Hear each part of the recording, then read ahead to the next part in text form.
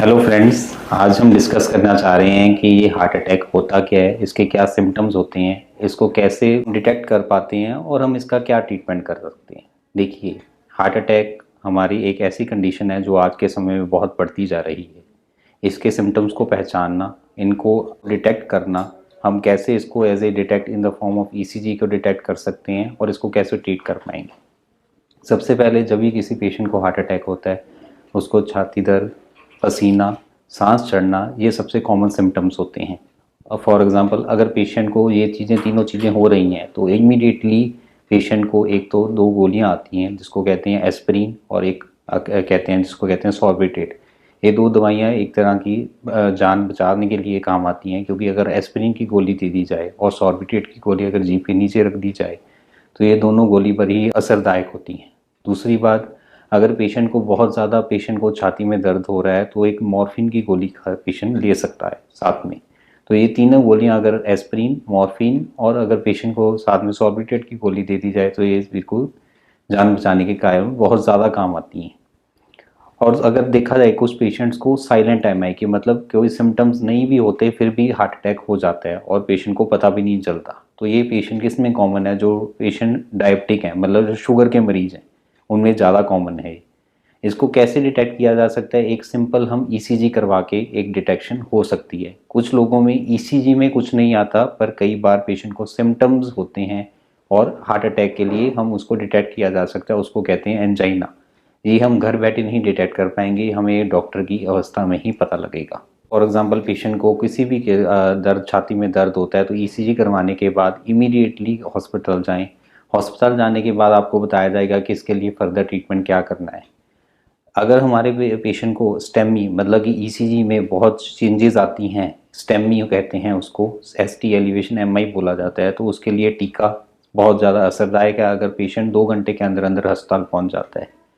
अगर पेशेंट को स्टेमी नहीं है, जिसका मतलब कि एन स्टेमी है, एन स्टेमी का मतलब कि ईसीजी में कोई चेंज नहीं है, अगर ईसीजी में कोई चेंज नहीं है, पेशेंट को दर्द हो रहा है और हार्ट के एंजाइम पॉजिटिव हैं, तो उस कंडीशन में इमीडिएटली कोई टीका या एंजियोग्राफी करने की ज़रूरत नहीं होती।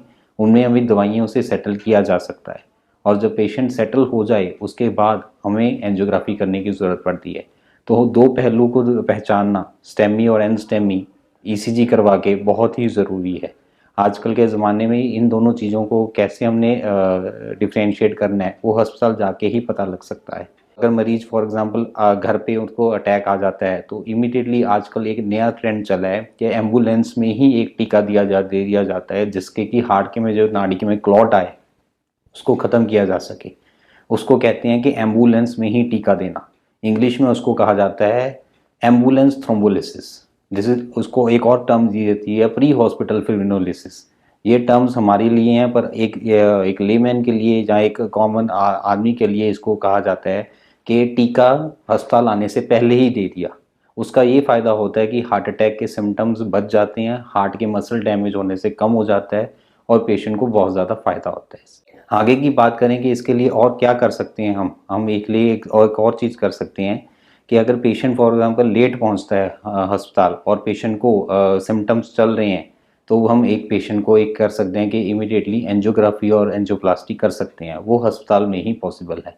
इसको प्रिवेंट करने के लिए देखो, सबसे कॉमन तो आजकल यही है कि हार्ट को प्रिवेंशन कैसे की जा सकती है। जो शुगर के मरीज हैं, एक तो उनकी शुगर कंट्रोल रहनी चाहिए, रेगुलर एक्सरसाइज, वॉक और डाइट, जो आजकल कहते हैं डैश वैरायटी ऑफ प्लान। इसका मतलब ये है कि डैश का मतलब, डी का मतलब डाइट, ए से मतलब एक्टिविटी, एस से मतलब शेड्यूल्ड प्रॉपरली और एच का मतलब आवरली वर्क्स।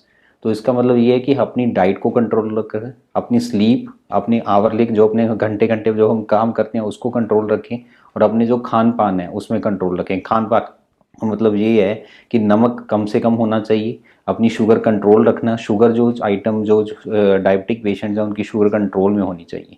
तो ये चीज़ें हमें ज़रूर करनी है। और स्ट्रेस, ये एक पांचवा फैक्टर है जो कि आजकल लाइफ में बहुत ज़्यादा चल रहा है।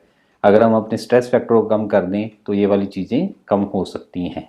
आप सबसे निवेदन ये है कि आप टाइमली अपना चेकअप करवाते रहें। जो हार्ट के पेशेंट्स हैं उनको तो हर महीने 2 महीने बाद अपने डॉक्टर, अपने फैमिली डॉक्टर जो भी हैं उनसे चेकअप करवाते रहें। और जो नई पेशेंट्स हैं उनको हर साल एक बार ईसीजी और करवानी चाहिए ताकि ये चीज़ें हमें डिटेक्ट हो पाएँ।